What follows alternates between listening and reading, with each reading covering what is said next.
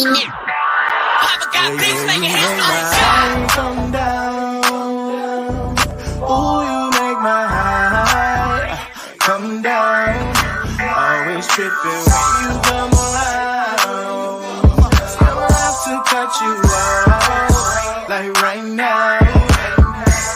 You see, I don't have to drive me. You can say that for your mama. Maybe you should smoke some. Me try to marijuana. I was never you good. The vibe was straight. Showed you a couple of things and they feel strange. I treated you right. Everything was a gift from a time to your bag and the color on your lip. Welcome to a special edition of Seahawks Man to Man, a YouTube exclusive. My name is Michael-Shawn You guys can follow me on whatever Elon Musk is calling that app these days. My @name has not changed. It's also on the bottom of the screen. At Mike Dugar, MikeDugar. Before we get going, make sure you like and subscribe to our YouTube channel. We appreciate all the love and support on there. Also follow us on Instagram. Seahawks Man to Man is the name of the handle. Also on TikTok, Seahawks Man to Man is the name of the channel there as well. Thank you. Chris, go ahead and talk to him.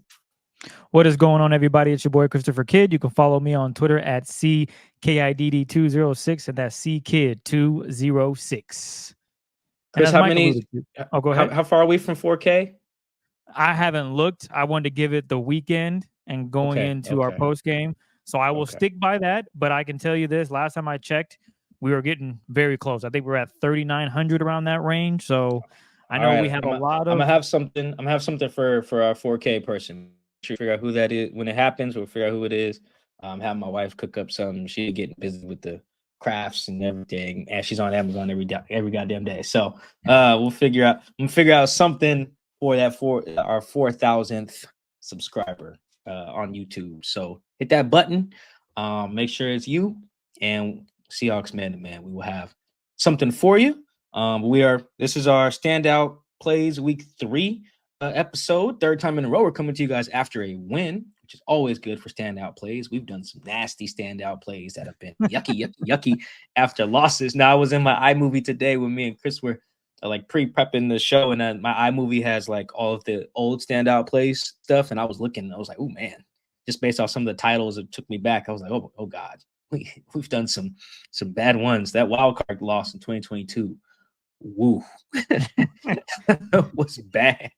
That was bad. But today's good. Today's a good day. We got some good plays. Both of us are going with the defensive side of the ball today. Chris, would you like to go first? You want me to kick it off? It's up to you. You asked. I'll go ahead and go first, man. It ain't no problem. What you got for this week? I got a guy that Mike Macdonald has been tough on from the moment this rookie arrived hell, Drake Thomas was getting snaps. I went back and watched film. I said, okay, I understand. You got upset. He didn't do something right here. Put Drake in there. And it's sending a message. And I'm talking about Tyrice Knight, okay? Again, Mike Macdonald's been tough on him, I feel, as if the whole entire season. And for good reason. He sees something in Tyrice. And when he's doing things right, he's doing his job. When he's not doing things right, I'm sure Mike has a bunch of quotes from Mike Macdonald that he can read off of about, oh, Tyrice needs to be better here. I don't need you out here just getting tackles. There's more to the game. So I think he's growing and he'll continue to make mistakes, but it's all about how you learn from the mistakes. So when I was watching the film, he had a couple of plays that stood out to me. One, the pass was completed. So it's kind of I guess you could dock him a point if you really wanted to, just because he didn't make a deflection and he was a hair late. But I think what that builds for Tyrice is, okay, I'm in the right spot. I'm going to see something similar, especially with the Detroit Lions, who are heavy in the run game, and that opens up the pass, a lot of play action. So he's going to have his opportunity to recover and make a play on Jared Goff. Could that be a tip pass, an interception? All things that could definitely be a possibility. But the first play I want to look at is him being effective in the run game and stuffing the run. So in this scenario, the Dolphins, they come out in 21 personnel. That's going to be 2 running backs, 1 tight end, and 2 wide receivers. And this is a running formation. It's heavy. It's a lot of meat on these players that are out there blocking, especially with a tight end. 2 wide receivers are threats downfield. That would be Tyreek and Jalen Waddle, if I'm not mistaken. But for this, who cares? We just know that there's 2 wide receivers out there. It's 2nd down and 1. So this is obvious a do whatever you want type down. All right. And I want you to watch number 48 on the screen here as he reads exactly what's happening in real time. And he doesn't panic. He doesn't get excited. He just calmly goes where he gets to where he needs to be, gets outside, and he's able to stuff this run on this toss. So we're going to go ahead and roll it. Motion guy comes through. Just watch him. Patience, patience, patience, patience. Okay. Now, one thing we know about Mr. Achane, how you say his last name, he is a speedster. So you really want to use the sideline as your friend and cut off that space. And Tyrice does a perfect job of doing that. He chops his feet. He gets low, and he's able to bring him down. And it's just a really good run stop. A lot of times someone gets really excited. They hit the hole really fast trying to make a play, and they might miss. It's almost similar to a punt return. When the ball is kicked, that first guy down, what happens? He usually misses because he's running full speed to make the hit, and all the returner has to do is make one step. It's a wrap. You missed the tackle. But on this scenario, you got a guy picking up speed in Devin Achane, and Tyrice is just patient. Stride, boom. Makes a really good tackle for, I believe, a 4-yard loss. So this is just one aspect of his game that he's really good at doing. Now, when he was in college, one of the things that I remember about him that I read from The Beast was, he really is just everywhere, running around the field. He kind of does his own thing. But with the Seahawks, they're looking at him to be more organized, understanding the fits and where he needs to be on certain plays. And in this play, he is money. He is nails. Again, he doesn't jump the gun. He sees it, reads it, gets outside, contains that leverage, using the sideline as his friend. Because basically, if you don't get to the sideline, you're not getting past me. And not to mention forcing him back inside. He doesn't allow him to get to the edge. Because if he gets to the edge, Devin's pretty fast and it can run by him. But he's patient, watching, and he doesn't lose that containment, and he's able to make the play. And again, a tackle for a 4-yard loss. And there's a couple other Seahawks there as well. So a really impressive play from Mr. Knight there. And that's something he's going to keep, teams are going to keep testing him out. Hey, can you feel this run? All of these things that Mike McDonald would be like, hey, man, I need you to be better in these scenarios. I think he's going to excel and get better. Again, I mentioned earlier that this is a play where, okay, he's there, but he's by a hair. And I also got to give credit to the quarterback in this scenario. It's a really good throw. Sometimes you just got to tip your hat and realize the quarterback made a phenomenal pass. While the defensive player was in position, it was just a better pass. But I think when they went back and watched the film, I think all the linebacker coach and even Coach Mike McDonald was probably saying, hey, you were right where you needed to be. I can't be too upset at that. We're going to live with it and move on from this. But definitely a good play. Opportunity missed, but he's right where he needs to be. Again, the personnel, 21. You got 2 running backs and 2 wide receivers and a tight end. So the Seahawks come out and match that the best they can. It's a play action pass here. Fake it. And immediately when I was watching this, obviously the play action does what? It brings up the run defenders. So your linebackers all step up because they got to make sure to stop the run. But immediately, once he realizes it's a pass, just watch how quickly Tyrice is able to turn and dig and get back and find number 9, Jonnu Smith, who is coming across the field. He's lined up at the bottom of your screen nearest to the fullback, who's on the edge of the left tackle. So as we roll it, you see the play action, and then he is sprinting full speed, head down. He's feeling where Jonnu is because he knows, oh, shoot, this is my zone. This is my area. And for the most part, if you look at this coverage, there's only one spot that he can go to right now. It's pretty well covered. I mean, even then, this is a quarterback saying, okay, the linebacker doesn't see it. Maybe if it's a Fred Warner or a better linebacker, they're able to turn their head and make the interception. But this is just a really good timing throw. And as you can see, it goes right over his head. And he's like, oh, and this angle, you can see it goes right by his ear pretty much. So, like, that's a tough play to make. And in this scenario, I meant to keep rolling, and my apologies. In this scenario, he's just a tick late. And that happens. Sometimes it's a game of seconds, and in this scenario, it literally is. I mean, the ball is in the air. Jonnu Smith is looking at the ball. Tyrice has yet to turn his head, and then he turns, and the ball is already whizzed past him, and you have your safety, Kevon Lewis, coming down to trying to make a tackle, and it's Kevon Wallace trying to make a tackle, and it's just a hair late. But I do think when they went back and watched the film, there was a lot of, okay, you're in the right spot, but you just got to be quicker in your reaction time because, as I mentioned, he is looking back for the ball. If this was a bad quarterback and they underthrew it, Tyrice has a chance to make an interception. But again, this is a really good pass thrown where only the tight end could get it unless Tyrice was really comfortable in turning quickly and making a play on the football. He's just a hair late. And as you can see, it's a catch, first down, but I did love just how quickly he was able to get back. Unfortunately, just a hair late. But I think as the season progresses, he'll make a play on that. Someone's going to think, oh, he's not in position. But because he's learning, he's going to be able to turn his head quicker, get a pass deflection, or maybe an interception. He was definitely in the right position. As you can see, sucked up for the play action. Oop, drop back, full speed. Ah, damn. All right, we're going to get it back next time. So those are my standout plays for me that I witnessed or that I saw from the game against the Miami Dolphins. And I said, you know what, let me show Tyrice love some night. He's been getting a lot of fair criticism on his play, but he also has been doing some really good things. And you saw that with the run stuff and then just being a hair late on a play action pass. That was a great ball by Tim Boyle. That was a great ball. Yeah. I mean, that's a tough throw, man. I mean, if that's off one way or the other, man, Jonnu gets cracked by Kayvon or it's a pick. I think Kayvon for the pick there. Yeah, it was a great ball. Tim Boyle definitely should have started. He should probably start tonight. We'll see. He was slinging. He was slinging it a lot better than Skylar Thompson. Well, let me tell you. Can you show though the angle where the Dolphins' backs are to us of your first play? Can you run that back? Absolutely. For me? Yeah. No, the first play. Give me the first play. The first play, the run stop, where the Dolphins' backs are to us.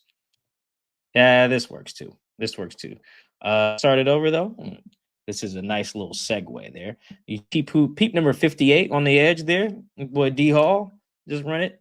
Go ahead and run it. It was a nice little segue. Yeah, violent. That's a violent cat right there. Oh yeah, first H-N to bounce that. Devon, I think it's Devon H-N is how you say that. All right, that's all I wanted to just segue because I'm actually going to talk about D Hall. If you can pull it up, D Hall had a great game. Couple sacks. A couple pressures. I think he forced a fumble too. Yeah, he did on the one sack there at the end of the half. The one at the end of the half was just like Skylar Thompson's brain shutting off, so I didn't really want to show that one. There were two other plays though that I really liked. 2.5 if you count the one that Chris just showed there. That was a really just good violence and I guess the tight end. I want to start here with the goal line play. This is after No's first interception. They get the ball on the 6. This is 3rd and 4. So 3rd and goal from the 4. We got D Hall matched up against the Dolphins' best lineman, Teron Armstead. He left this game, I think, with an eye issue or something in his face, maybe. But he was in on this play. This is the first half. So here's the all 22 angle of it. You can kind of see why Skylar Thompson's eyes on this. You can kind of see that he wants this action down to the bottom of our screen. We got Waddle there against Rayshawn Jenkins, who low key he won. Yeah, like if he has more time, Skylar, like run that back for a sec. Watch A-Chain in the slot. Hey man, or excuse me, that's a Waddle in the slot, not A-Chain. He's there, but the reason that Skylar has to scramble and then throw it away, which on 3rd and 4, I would have tried to give my guy a chance to make a play. But I understand, take the 3, I guess. Take the 3. You guys know I'm a fan of that. But see the reason why why Tyler has to bounce or Skylar has to bounce. Damn, I can't get anybody's name right today. I'm sorry, guys. D Hall is up against the left tackle. Boom, strong arm. Oh yeah, run that back a little bit. I'm a big fan of D Hall's strength. Strongest guy on the team, probably pound for pound. I was talking to a DB like a couple weeks ago. He was like, "Man, I was watching film just randomly. I was like, yo, man, Derick Hall, strong as a mug." He used some profanity, but YouTube trying to get paid, so we won't do that. But yeah, teammates marvel at it, and this is their best lineman. Boom, boom, boom. Skylar's thinking, oh man, Teron's cooked. I can't stand here and make this throw. He probably should stand there and make that throw. But this is what happened when you have a backup quarterback. But because he can't, he's like, all right, well, I'm out of here. And he's out of here. And Draymond Jones hasn't really won necessarily. He's getting double teamed. So, to be fair to him. And he has to scramble out of here and get rid of it. But this is an example of the rush helping the coverage out because this is a tough ask for Rayshawn Jenkins here at the bottom of our screen. Like, if he has time, like bang, see where he gives up. He gives up on it. If he lets it go, if he trusts on a little bit more, which he probably should, but he doesn't because D Hall forces him not to. If he trusts him a little bit more, he can put it back pylon, and that might be a tug depending on where the Rayshawn can recover. But watch D Hall, it just says, hey, you know what, man, I'm gonna just walk your left tackle back a little bit, and then pressure burst pipes. It's another example of Chris, you mentioned how tough Mike Macdonald has been on Tyrice Knight. One of the things that Mike Macdonald has kind of devalued in his evaluation of Tyrice is tackles. He's like, bro, I don't really care if you just make a bunch of tackles, right? I think Tyrice had 140 tackles last year. That might have led NCAA. I'm not sure. He had a bazillion. In the NFL, just making tackles isn't enough because you're going to be in a lot of the – you're going to have to do a lot more, particularly in coverage. And that's what part of why he's high on him, or excuse me, hard on him. One of the other things that Mike Macdonald has kind of devalued is sacks. Like, he knows sacks matter, but pressure. He's a big pressure guy. Let's affect the quarterback. Sacks or whatever. They either come or they don't. But pressure, as we talked about on the show before, pressure just makes bad things happen for the offense. And in this case, Skylar feels it. Again, he's a backup quarterback.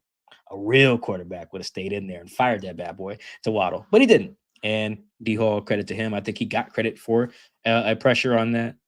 Good action by him. And then here's D Hall's second sack. I think it was first or second sack. Doesn't really matter.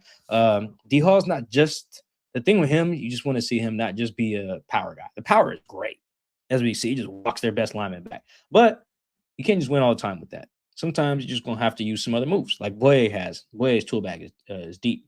This play is so in the second quarter, they're leading 17-3. It is 1st and 10, I believe. We got some heavy personnel. Again, as Chris discussed, 21 personnel. They dress it up a little different here, but it's the same action, same personnel. This is their favorite grouping, and it forces the Seahawks to put their heavies on the field. You see 5 down linemen. The reason that you want to see 4 on the line is because Boye is out there in the flat. Also, a reason I like this joint is because if Boye is going to have to do that, which he will, someone else has to get to the quarterback. And in this case, D Hall does that. I'm going to show you the end zone angle because this is, beast mode. D Hall was locked in for this game, Chris, by the way. Like that. It showed up in real time, but on the film too. Excuse me. Bang, bang, bang. Great action by him. Let's see. Let me speed this up a little bit. Great action by D Hall. We're going to run this back. Also like Boye here too. Another example of the pressure leading to bad things. So watch Boye up there in the flat as we have D Hall rushing here.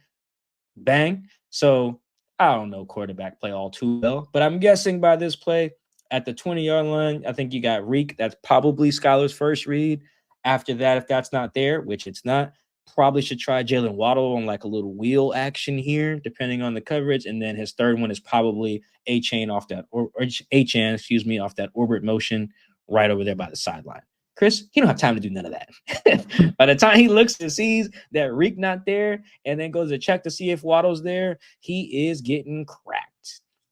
Just great action there. Good coverage by Boye, too, to kind of just watch Boye here, too. I know it's a D-All segment, but watch Boye here just reroute Jalen Waddle a little bit.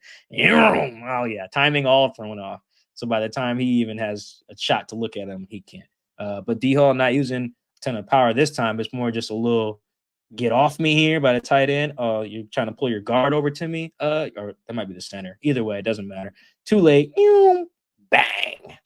Gotcha. Takes him down without getting a roughing call. Loved it. Let's run it again just because. Again, we got the pressure coming from the bottom of the screen. Skylar's probably looking at, okay, where's Reek? Looks like Spoon sitting on that. All right, let me look at Waddle. I can't even rear back to throw because boom, I'm hit. Just great. Quarterback can't even get to his second joint. I'm guessing what the progression is, but I mean, shoot, ain't but so many routes over here. So excuse me. Bang. Got it.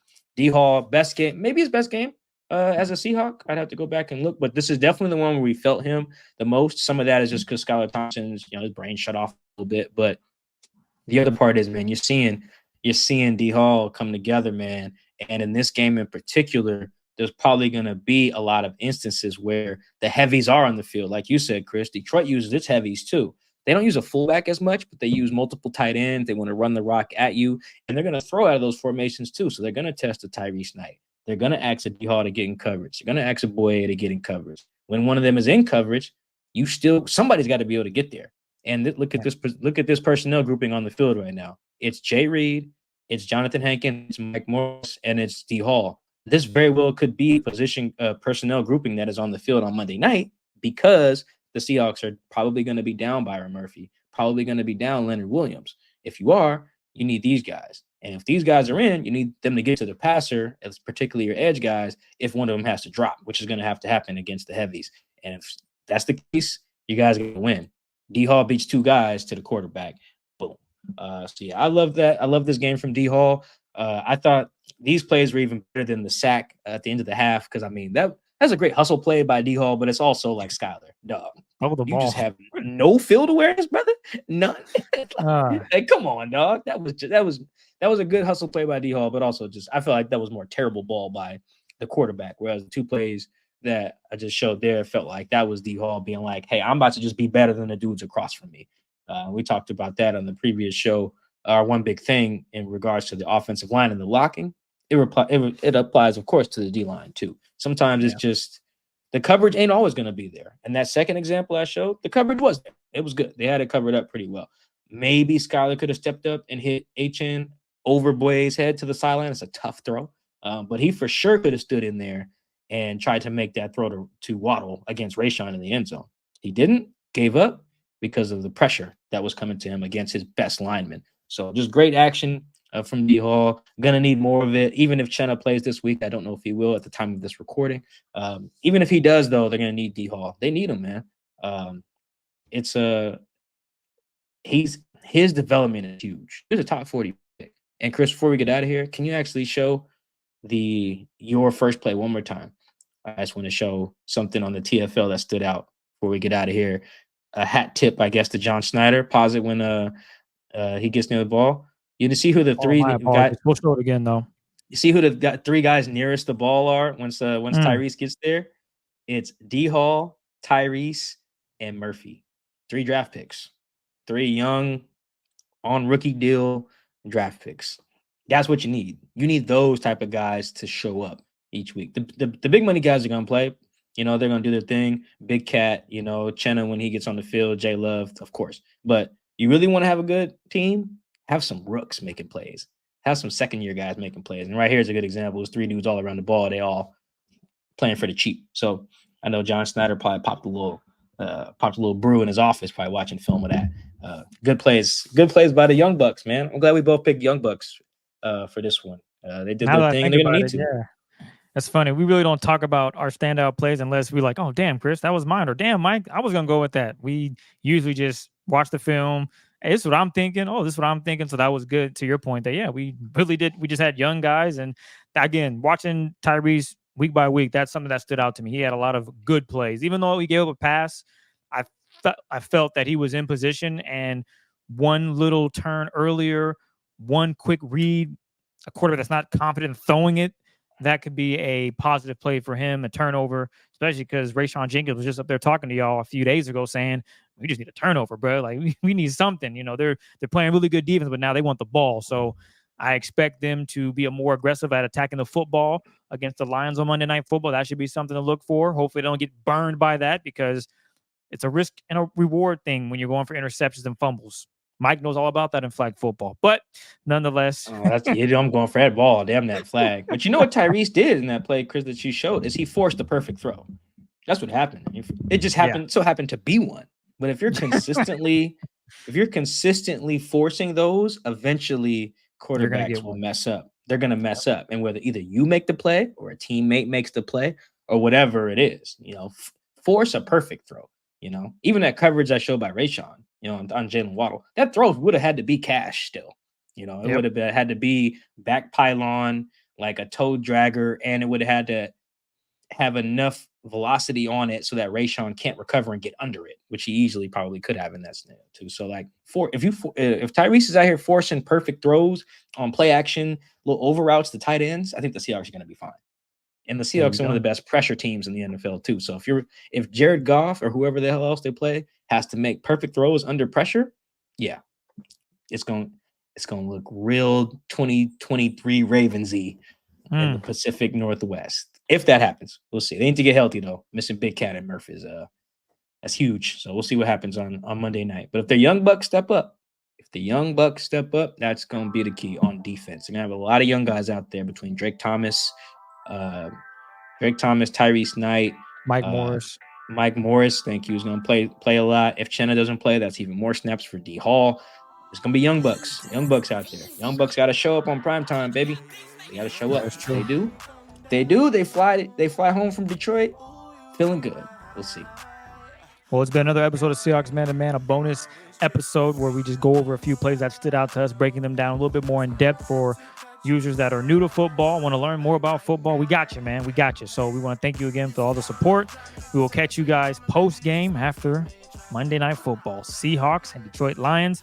Enjoy your weekend. Have a safe one, and we'll talk to you guys later.